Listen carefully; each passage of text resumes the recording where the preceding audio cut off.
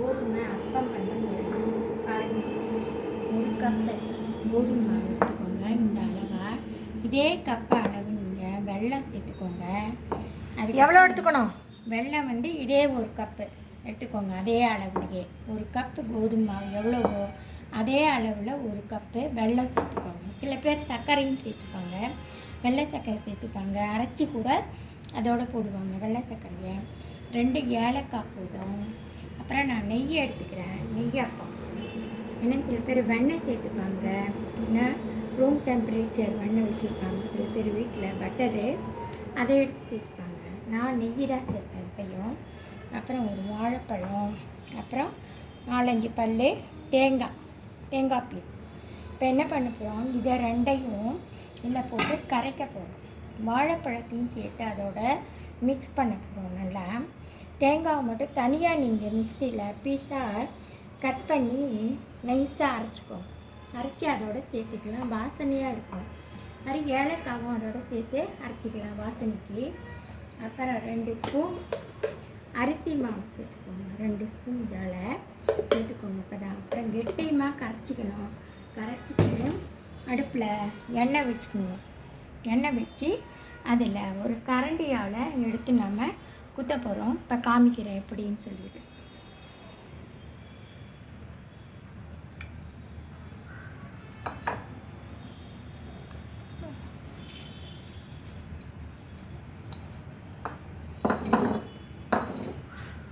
இதெல்லாம் விட்டு கரைக்க போகிறேன்ப்பா. பாருங்கள், இங்கே பாருங்கள், ஜலம் விட்டு கரைச்சிருக்கேன். கோதுமை மாவு அரிசி மாவு போட்டு நல்லா திக்காக இதுவாக கரைச்சி வச்சுருக்கேன். இப்போ இந்த மாதிரி இருக்கணும். இந்த தோசைக்கெல்லாம் கரைச்சி பாருங்கள், அந்த மாதிரி கன்சிஸ்டன்சி இருக்கணும். இந்த மாதிரி இப்போ எடுத்து விடும்போது நல்லா ஒரு கரண்டி நல்லா எடுத்து விடணும். அதனால் அதை மாதிரி நல்லா திக்காக கரைச்சிக்கோங்க. அப்போ தான் அப்போ வந்து நல்லா சேர்ந்து நல்லா இதுவாக வரும். இல்லைன்னா பிரிஞ்சு அப்புறம் தனித்தனியாக காமிக்கிறோம். அடுத்தது நம்ம வாழைப்பழம், தேங்காய், ஏலக்காய் போட்டு அரைச்சி அதோட மிக்ஸ் பண்ண போகிறேன். பாருங்கள்,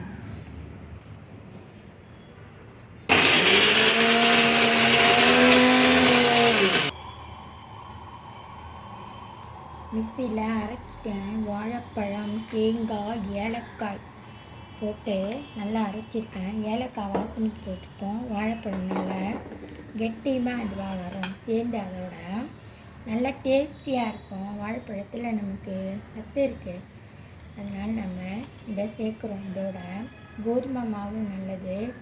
கோதுமை மாவு நல்லா நம்ம டெய்லியே சேர்த்துக்கலாம் உடம்புல. நல்லா சுகர் பேஷண்ட்டுக்கெலாம் நல்லா கோதுமை மாவு தான் நல்லது உடம்புக்கு. நல்லா கரைச்சிட்டோம். அதை அரைச்சி அதை போட்டு எல்லாம் கரைச்சி வச்சுருக்கோம், மிக்ஸ் பண்ணியிருக்கோம். நல்லா கன்சிஸ்டன்சி எப்படி வந்திருக்கு பாருங்கள், சூப்பராக இருக்கு பாருங்கள். தோசைக்கு கரைக்கிறாங்க திக்காக, நல்லா இட்லிக்கு எழுதுங்க. இப்போ நெய் விட்டுருக்கேன். இதில் சுத்தமாக பண்ணிருக்கோம். எண்ணெய் வந்து இப்போ ஆன் பண்ணி எண்ணெய் வைக்கிறேன். ஸ்டவ்வில் சிம்மிலேயே நம்ம வச்சுக்கிறது தான் நல்லதுங்க. ரொம்ப இதுவாக இருந்ததுன்னா தீஞ்சி போயிடும். அப்போ சிம்மில் வச்சுக்கோங்க. அப்பையும் சிம்மில் வச்சுட்டு இங்கே பாருங்கள் எப்படி விட்றோம் பாருங்கள். செட்டிநாட்டுக்காரங்களாம் என்ன பண்ணுவாங்க, நம்ம ரீஃபைண்ட் ஆயில் சேர்க்குறோம். அவங்களாம் செட்டிநாட்டுக்காரங்க நெய்யிலேயே பண்ணுவாங்க. நெய்யாப்பம் சூப்பராக இருக்குங்க. நல்லா வாசனை அப்படியே நல்லா இதுவாக இருக்கும், நல்லா பம்முன்னு வரும்.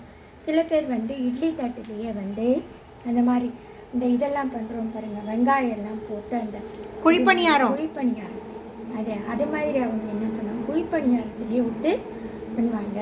நெய் விடுவாங்க. நம்ம நெய் இதில் விட்டதால் நான் எண்ணெய் வந்து ரீஃபைண்ட் ஆயில் வச்சுருக்கேன். இப்போ நெய்யை வச்சு அப்பம் கொடுப்பாங்க. அவங்களாம் வாசனையாக இருக்கும். நல்லா மலையாளிஸும் பண்ணுவாங்க பாருங்கள், மலையாளிஸும் நெய்யில் தான் பண்ணுவாங்க, நல்லா பண்ணுவாங்க. அவங்க வசதி இருக்கிறவங்க பண்ணுவாங்க. நாம் வந்து சிம்பிளாக நம்ம எல்லாருக்கும் ஏற்ற மாதிரி நம்ம சொல்லித்தரணும். எளிமையாக இருக்கணும். அதுக்குன்னு ரொம்ப ஆடம்பரம் கூடாது, எளிமையாக இருக்கணும். எனக்கு தெரிஞ்சதை நான் உங்களுக்கு சொல்லித்தரேன். நீங்களும் பண்ணி பாருங்கள். பண்ணி பார்த்து உங்களோட ஃபீட்பேக் எனக்கு சொல்லுங்கள். Subscribe my channel, share and like my channel. CDs ஒரு கரண்டி எடுத்துக்கோங்க. எடுத்துட்டு நல்லா இப்படி சென்டரில் விடுங்க. அப்படி பாருங்கள் திருப்பி போட்டிருக்கேன். இப்போ அப்பம் பம்முன்னு வந்துட்டு பாருங்கள். இதை பாருங்கள் எப்படி இதில் நாங்கள் எதுவும் சோடா உப்பெல்லாம் எதுவுமே ஆட் பண்ணல. பாருங்கள், நோ ப்ரிசர்வேட்டிவ். இல்லை திருப்பி போடுறேன். சிம்மிலேயே வச்சுக்கோங்க, தீயை விட்டுறாதீங்க. கொஞ்சம் கலர்ஃபுல்லாக வர மாதிரி கொஞ்சம் வேகணும், கலரும் வரணும். தீஞ்சால் நம்ம சாப்பிட முடியாது எதையும். பாருங்கள், இப்போ ரெடியாக நான் ஒரு இதில் டிஷ்யூ பேப்பர் போட்டு வச்சுக்கிட்டேன். ஏன்னா அப்பம்லாம் வந்து எப்பயுமே எண்ணெய் ரொம்ப உறிஞ்சிங்க, ரொம்ப குடிக்கிங்க, அதனால் எண்ணெய் பண்டமாக ஆகிடுது. அதனால் நம்ம டிஷ்யூ பேப்பர் போட்டு நல்லா அழகாக எடுக்குங்கிறத பாருங்கள். இன்னொன்று போட்டு காமிக்கிறேன் உங்களுக்கு. உங்களோட ஃபீட்பேக்கை எனக்கு சொல்லுங்கள். இதை ஈவினிங் ஸ்நாக்ஸாக வச்சுக்கோங்க. அதே அப்பத்தை கொடுங்க, சாப்பிடுவாங்க.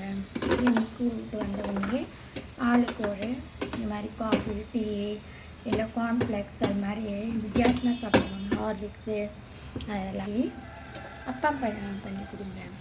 சூடாக சுவையாக இருக்கும். இல்லை வாழைப்பழம் அதெல்லாம் சேர்த்துருக்கிறதால குழந்தைங்க விரும்பி நல்லா சாப்பிடுவாங்க. பாருங்கள், நல்லா அழகாக எடுங்க. பாருங்கள் இப்படி வருது பாருங்கள். Thank you guys. Thank you for watching my channel. So many came with live. Thank you for those also.